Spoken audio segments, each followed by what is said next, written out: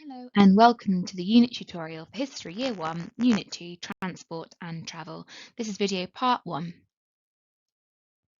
This video will walk you through the following areas: what resources are available and how to access them, the unit's disciplinary and substantive concepts, the unit's inquiry question, and the unit's sequence of learning.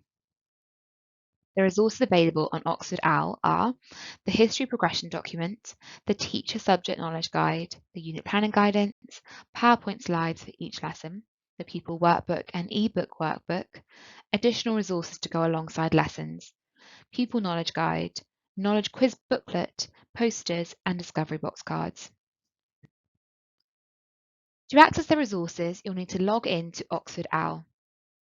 Then click on Subscriptions. Then select the subject and year group you want and scroll down to access the resources. Here you'll find all the resources that you want and you can select year groups and units and resource type. Then you should download the resources for each lesson.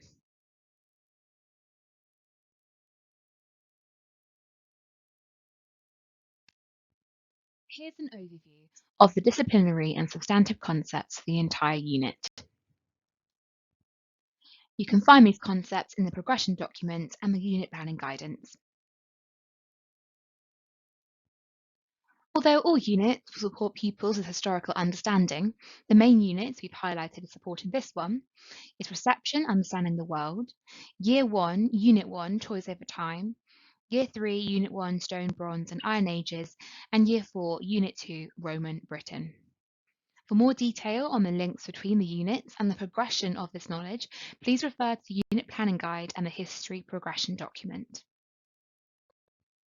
Every history unit has an inquiry question which the learning is centred around. The inquiry question for this unit is, how has transport changed over time? The main disciplinary concept this links to is Disciplinary Concept 2, Continuity and Change, to understand that new technology has resulted in a change in transport over time. Pupils will answer this inquiry question at the end of Lesson 10. This is the lesson sequence for this unit. There are 10 lessons in this unit, which are approximately 2 hours each and should span the entire term. Each lesson question drives the learning for that lesson. People should be able to answer the lesson question based on their new learning at the end of the lesson. To support this new learning, at the start of each lesson, pupils complete a knowledge quiz based entirely on the previous lesson's learning. This also allows opportunities for teachers to check for understanding and address any misconceptions before moving forward.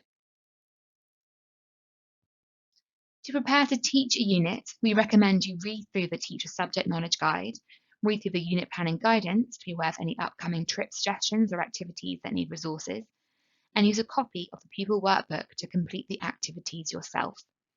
We'd recommend using a Pupil Workbook as a teacher copy to do this. We provide answers for each activity, but working through the activities yourself will allow you to put yourself in people's shoes, as well as starting the process of working out what adaptations may need to be made.